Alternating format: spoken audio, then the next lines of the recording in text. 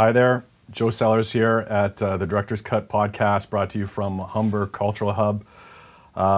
Today is episode 3 here in February of 2026. Time is flying by. Quick recap, in our first and second episode, we met with 𝗔𝗱𝗷𝗶𝗹𝗹, I got this right, and 𝗔𝗱𝗷𝗶𝗹𝗹 to talk about how we got here, how the hub came from A to Z.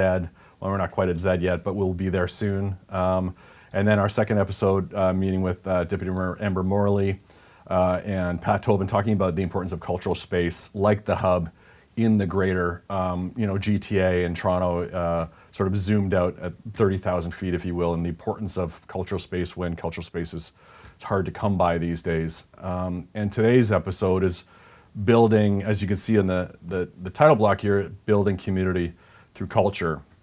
And I have one guest today, and that guest is the guest of all time. Not to diminish my guest prior, but I've been told in previous episodes that, it's really about the creative, it's really about the artist, and it's time to have an artist on the show. So extremely happy to have 𝗥𝗱𝗱𝗹𝗹𝗶 on the show. If I could go through some of your pieces here. So I wrote it all down. I went to your website and wrote it out. I've known 𝗥𝗱𝗱𝗹𝗹 for a long time. Mm-hmm. I consider you a friend, yeah, if that's okay. Yeah, man, of course. Come on, man. But author, inspirational speaker, community leader, arts educator, founder of R.I.S.E Edutainment, which is where I originally met you when I was working in the city of Toronto and working through Nuit Blanche, and R.I.S.E did a piece, a couple of pieces. And most notably, Ontario's first Poet Laureate, when they started that program. Yes, you were the guy in 2018. When was that? 21. 2021? Yeah, 21, yeah. I should have stopped guessing. Time flies though, man. Yeah. And Torontonian of the Year, which I didn't know about. I didn't either until I got it. Until I got it.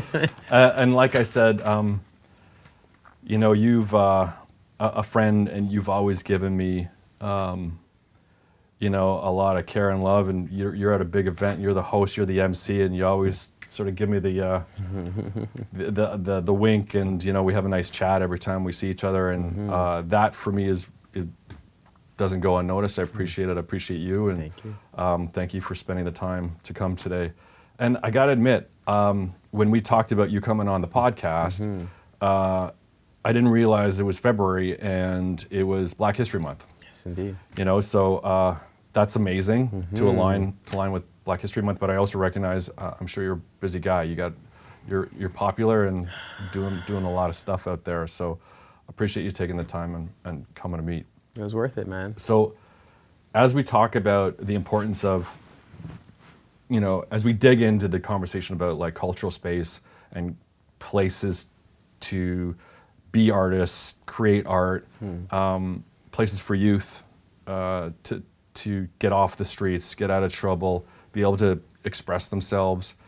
Can you tell us about your story? I know some of the story. There's a ton of detail there, but for the people listening at home, it's better you tell us about your story. I would love to hear it again if you can take a minute. For sure. I mean, I guess where I would start my story is really looking at dealing with a lot of abandonment at a really early age. And my parents had to make a really tough choice when I was really young, and ultimately they decided to send me back home when I was about a year old. So I grew up in Ghana for 5 years, came here, didn't have a sense of family, still don't really know family very well, but dealt with a lot of abandonment. Got made fun of for being African, for the color of my skin, so many different things I was made fun of for. And I just became a bit of a rebel, just angry at the world, angry at my parents for not keeping me with them, feeling unworthy. And I think that really led to a lot of me getting into fights at school, getting into a lot of trouble, being in the principal's office a lot, just having a rep for that kid. And I had a teacher in grade 5. He used to ask me all the time, "Randa, are you gonna be a leader or are you gonna be a follower?" And I'd be like, sir, I'm gonna be a leader. And this is the first teacher I ever saw something in me, saw something, anything in me, because every other teacher, it was one of those things. So I moved to Scarborough, and the area I lived at the time was really difficult, really challenging. I found myself getting into more trouble, got in trouble with the police, arrested 3 times at 12 years old. And crazy, you know, just thinking about a 12-year-old sitting in a jail cell going through court, like just thinking about it is kind of wild, you know, the fact that that's even allowed, no matter what a kid does. Like, it's 12 years old, man, like prepubescent, I don't even know what I'm doing.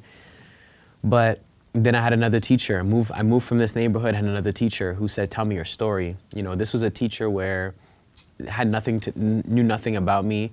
I saw my record of all the times I've been suspended, arrested, didn't judge. You know, this is the same school where I heard a teacher saying, that kid, you don't want that kid in your class, and talking about me. But she said, tell me your story. I discovered poetry. Whole life just really changed, transformed from there. Found that I had a voice. I picked up a basketball. Basketball was like my love. But poetry didn't really like sink in yet, you know? Ball, everybody loved basketball at the time. It was just that thing, you know what I mean? You know, like, this is the days of AI, Kobe Bryant, like just really loving basketball for what it is. And so played basketball grade 9, grade 10, got kicked off the team. I was a good kid from then on. Like, I was a really good kid, getting good grades.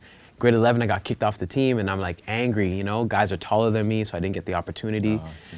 But long and short of it, I had to redefine myself, you know, from being the kid who got into trouble and the kid who found basketball. I was like, what am I gonna do with my life after? I just got involved. I started volunteering. I got involved in so many different things at school. I got to travel, went to India, learned about happiness, learned about like volunteerism and things of that nature. And then I think the real marker of life after doing so much volunteering and giving back was graduating from high school, being the valedictorian in my class, getting five awards, getting a scholarship to go to York University, and seeing my mom in the audience just beaming with light, you know? This is my mom who went with me to every court date that I had for 3 cases, so you can imagine a lot of court dates. And so, you know, beaming with light, beaming with a lot of love, and I knew that I wanted to change the path that I was on. The crazy thing that happened is just less than 2 months after that, I was mugged, I was robbed, I was stabbed in my elbow, and I got stabbed in my back. And the guys who did what they did to me that night, I felt pity for them. You know, after the anger subsided, I felt pity because they were very similar to the friends that I once hung out with. And so I asked myself, what could I do to really create a space that allows young people to express themselves in a positive way? Because my friends who would have done something similar were angry, who didn't have, like, you know, we didn't have our dads in our lives for a long time. Luckily I did. I'm very fortunate that I had my father, but my friends didn't grow up with a dad in their lives. So angry, you know, didn't know where to put that anger. And then that's the birth of R.I.S.E. R.I.S.E. has helped so many different people. It's been a safe space for thousands, I mean, tens of thousands of young people, artists, found their voice on that platform. We've given over $1 million to artists to this day. And, you know, I'll kind of pause it. So many great things have happened since then, but that's the crux of my story. That's how I got to building community through culture. So, incredible, right? Like, it makes you think about our lives and how lucky we are, and how much what we've had to do to get where we are now, right? No matter who you are. Absolutely. And no matter where you are in life. Totally. But with R.I.S.E., I mean, R.I.S.E. is such a great story. Like, you were this kid or, you know, older teenager, and you said, I got to do this. Like, instead of being that follower, you're the leader. And so, like, tying it to something like the Humber Cultural Hub, like, I would love to be able to have that open door for organizations like R.I.S.E. to incubate. Like, you guys are established, but do you want to start a West Side? I'd love West to. Side R.I.S.E.? I'd love to. We had so many people coming from like Jane and Finch, the West End, Weston Road. They'd travel all the way to Scarborough, and they took them 2 hours sometimes. But I know there's a lot of youth in the West End that need that exposure, need that platform as well too. So I'd love to see what we can do with that, man. Yeah? I love that. I mean, the space looks beautiful. So. Can we get, like, you know, an agreement and a contract signed? Right? I think this is so. And it's called Reaching Intelligent Souls Everywhere. So you know, we got to live up to the name. You know what I mean? Yeah, man. You can't keep it all in Scarborough. You got to bring it to the West Side. Exactly. So I think, you know, I'd love your advice on how, you know, the Humber Cultural Hub is here for everyone. Yeah. You know, it's here as a learning institute for the students that are taking programs here in music and film and all of those great things, the arts.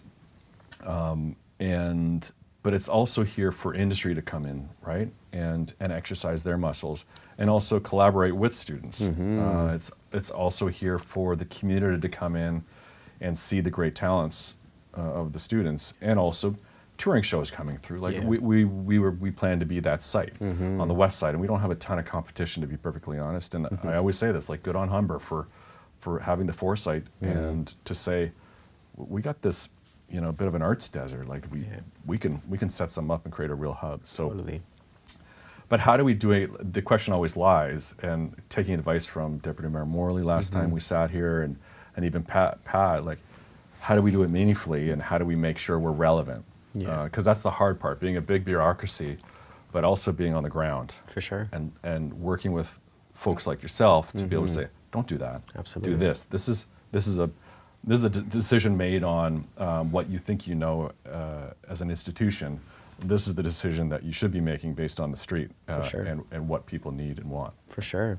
That's a great question. And the first thing that comes to my mind is, you know, identifying who you want to serve and who you want to support, and putting their thoughts, their ideas at the forefront, their story at the forefront. So what it could look like is working with and not for.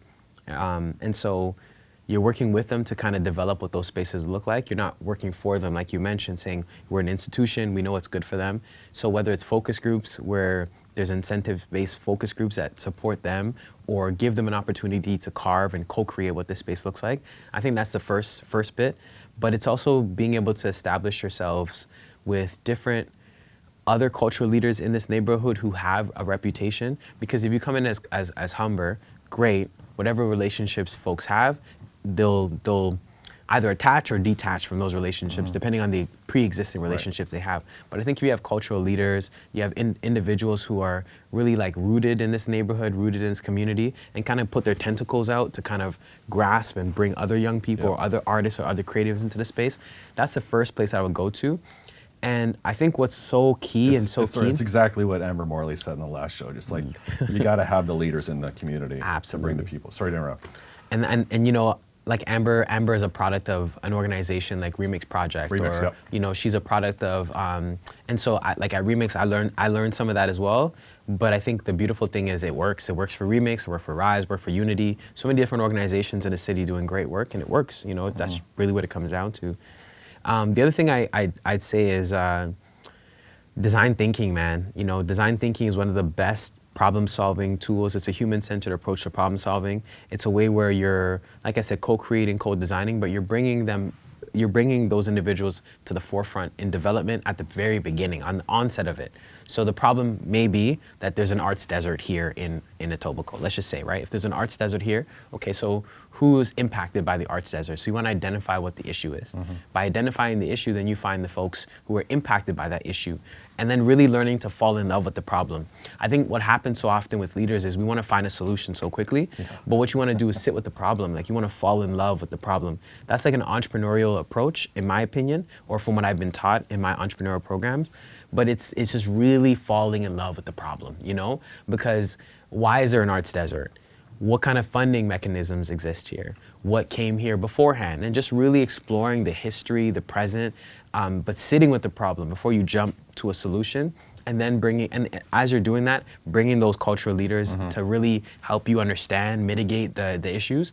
And I think from there, you create a prototype. You know, once you have buy-in, once the stakeholders say that they're happy with this being the problem statement, we can create a prototype. We start the prototype, sometimes it works, sometimes it doesn't work, but you test it. And the thing is, it's an iterative process, so you might get as far as to launch and realize, you know what, shoot, we missed a couple steps along the way, but you gotta be willing to do that as well, Yeah, and just quickly, just footnote, I said art design, that's really harsh. I mean, South Etobicoke, we got a lot of art around here, we got a lot of great organizations, but you know, when compared to other parts of the city, downtown being one, like, you know, the core, outside the core is doesn't have the concentration. And you bring up an excellent point about having to rush just to find the solution.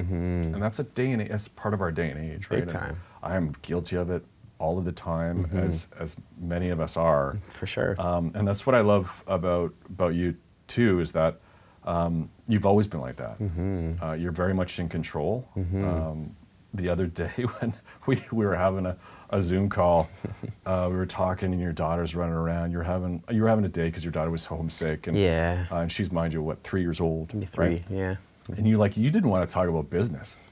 You didn't want to talk about this stuff. You're just like, hey, how are you? I'm like, I'm good. I'm good. I don't want to waste your time, but maybe we should. We can go through some of the questions I'm going to ask you on the show and stuff. And you're like, no, how are you, man?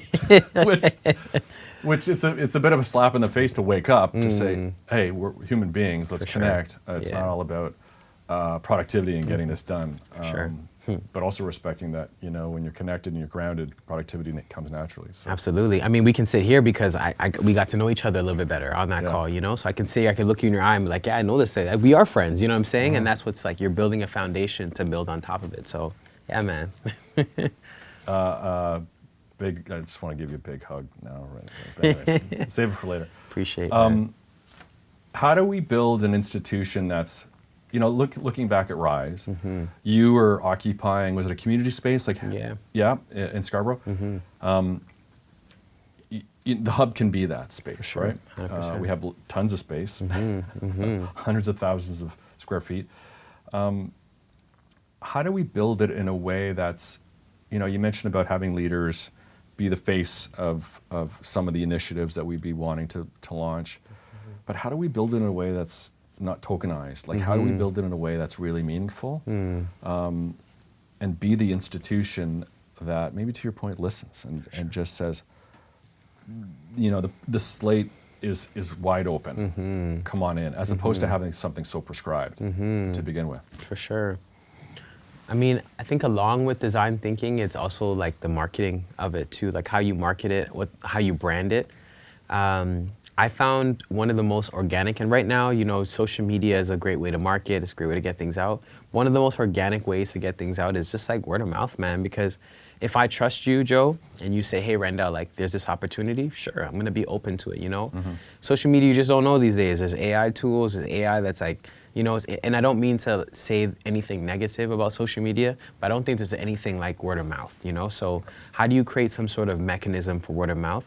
Branding is going to be really key. How you brand it, how you word it, how it's marketed, how it's shared, I think is really key.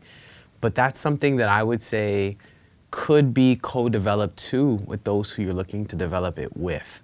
And I say that because it's like, I'm from Scarborough, so I know what it's like to not have resources just like, downtown, for example. So I think when you can kind of identify that the issue or the challenge or the problems that they're kind of going through, how to market it to the right people is really key, because you want to reach the right people. You want to reach those who are either disenfranchised, those who are everybody. I think it's like you said, it's for everybody. But more importantly, how do we reach it to those who might not have access, who are marginalized, who might not get that same connection? Because I think the issue is with so many young people I speak to, racialized young people, or like those on the margins, a lot of what they hear is, it's not for me, you know what I mean? So I'm not gonna go. It's like, they didn't, like, you know what I mean? And you hear that often, and it makes me think, what does it look like to make it, for them to feel like it's for them, And I think even more than for them, like I said, it's like doing it with them, it's tough because there's so many angles you can kind of go, but I think doing it with how you market, how you brand, but ensuring that their voices are a part of that. The messaging is key. And having a face that they would recognize potentially. Yeah, for sure, right. for sure. No matter who that is. Because the thing about tokenization is, the reality is Humber, it wants to benefit from this, and others can benefit. Everybody can benefit from it. It's not just a one-lane thing, but a lot of people see it as like, oh, it's Humber. Humber's just doing this, but it doesn't have to be like that. It can be something like, listen, this is a space, this is a hub for all. All of you can benefit. But even what does it look like to market the incentives? I mean, I don't know. Like, I'm not even sure if it's like a day where you have an influencer who kind of walks in and kind of shows the space. Who knows? Who knows what that looks like? But something that brings people into the space and like brings them in a way that lets them know, like, you're welcome. This is your home too. This is your space. The last thing I'll say is, because Humber is a college, sometimes it can come off as like, well, I don't go to Humber. I don't go to that school. So how do you kind of remove that wall of you're a student, so you get access to it, that it can be marketed as a way you don't have to be a student. It's for all. It's for anyone, no matter what. So that, like, kind of removing that wall might be important too. And not might be, is important too. Yeah, no, great advice. Great advice. I love this sort of through line between some of the past conversations into this one, and it's very consistent. It's not like it's very drastic from. For sure. The commentary is just bang on. Okay, I want to do a little bit of like Q&A with you. Is that cool? Let's do it. This is the Director's Cut podcast Q&A fun facts. That's what we're calling it. All right. I have 3 questions. All right. Okay. And if you get all of them right, I don't know what you get, but maybe a hug from Joe. But and then we'll finish off with you're going to do performance. Yes, indeed. You are? I'm down. I can't believe it. Let's do it. All right. Does the Humber Cultural Hub have 336 beds in residence upstairs? True or false? 336? I'm going to say yes. I'm going to say true. You are correct. All right, awesome. And I gave you like the nickel tour just before, we started recording. Indeed. You didn't even see the residence. That's amazing though, man. That's really, really, really amazing. Okay. Did a Humber professor here at Humber Polytechnic win a Grammy a week ago? Let's just say I got a little inside scoop. So yes, I'm going to say yes. Yes, they did. And if I remember correctly, they recorded it in the... Right here. Right here. Yeah, Oh, like exactly. in the recital. Yes, Justin Gray. I love it. For the immersed audio album. Incredible, man. It's incredible. It's huge. Amazing. Huge. Like, Humber Polytechnic was all over the news. Like, it was just incredible. And he's just such a great, talented dude. Love that, man. Yeah, we got to celebrate him, I think, coming up. I love that for Humber. Okay, last question. You've got 2 out of 2. All right. I can't believe it. Phase 2 construction. Yep. I showed you through the window there. It's still very much under construction. Yep. Will be complete next month. No, if I remember correctly, it's going to be end of this year or next year, if I Yeah, remember. you're bang on, bang on. 3 for 3, Thanks. yeah. You should go into construction. So that was an idea of my daughter. She said, you got to be like more Jimmy Kimmel and do some like some fun facts, and like maybe next time whoever the guest is, we'll do some sing-alongs or something. Eh? Shout out to your daughter, Yeah, man. we'll get some. Tell her it worked. Go Holly. Okay, so if you want, we would love to hear your words. Let's do it. Let's do it. And then I'll say goodbye. I got this poem called I'm an Artist, and I think what I really love about this piece is I wrote this piece at a time where I was really trying to figure out who I was. R.I.S.E had just started, and I was just kind of navigating this like journey of figuring out what my voice in spoken word and poetry is going to be like. And so those who are listening, I just want to say, if you don't identify as an artist, it's not for you necessarily like that. It's more about recognizing every day you wake up, you have a blank canvas, and through your choices, your actions, your words, you're essentially painting that picture of what life can look like for you. And I believe that life's a mirror. If you do good, good will reflect itself back to you. If you do some negative things, it's also going to reflect itself back to you. So remember that you are an artist as well. I am an artist, and I don't have any time to be silent. No time to allow these words to asphyxiate my ancestry amidst this violence, amidst this despair. I can't deny the world my gift because of fear. Living a life of purpose and service cannot and will not die with my gifts still in here. Inspired by my pain and how close death came. Images of a tombstone inscribed with my name. Just then I snapped back to a new era, a new lane, and then my real eye realized that I could be the one to make a change. You see, I'm an artist, creator of lyrical calligraphy. Take you on a journey with my soliloquies. Literary imageries full of healing. May my words add meaning to your life and the thoughts you left behind with the things that I write. May my words penetrate your soul, levitate your being beyond the thoughts that you think you know. Because see, if you ignore the call of your dreams, it can be lethal. Especially when you tell your big dreams to small-minded people. Pumping in the depths of me is my artistry, this life-giving gift that I was given. How can I deny the world the gift of the Creator's imprint? How dare I suppress the talents etched in the flesh of my chest? Am I not grateful? Do I not cherish it? Rendell, have you not realized that this is your ticket to the Exodus? See, when you are chasing your dreams, sometimes you're going to ask if it's worth it. When you are chasing your dreams, sometimes you're going to ask if it's worth it. But have you not realized that by not doing it, you are causing the world a disservice, a failure to fulfill your purpose? Because see, I am an artist, persistently pushing pens and pencils, living in my purpose, practicing my pure potential. See, we artists, we have to get creating when the world is devastated. We are the beacons of hope, healing to suicide notes. We change people's lives with our gifts. So no matter how rough it gets, don't quit. Know that you are an image of the infinite. Every choice that we make fulfills our life's pages. See, the road ahead is gonna be tough, but remain patient. Know that you are designing magic in the making. So when the blueprint of your story is read, will it free others from the matrix? Thank you. That's I'm an artist. Well, anything I would say now would just ruin that moment. So I think I'll just say thank you first and foremost, and thank you for being an artist and the person that you are, and coming today. Like I said, I know you're a busy man, so taking time away from your family and your daughter, and so thank you again. And that is it for episode 3. Again, Joe Sellors, Director's Cut. Here, if you have any questions, throw me your ideas through email, call me, whatever it is. And if I see you in the hallway, it's a high five all the time, all day long.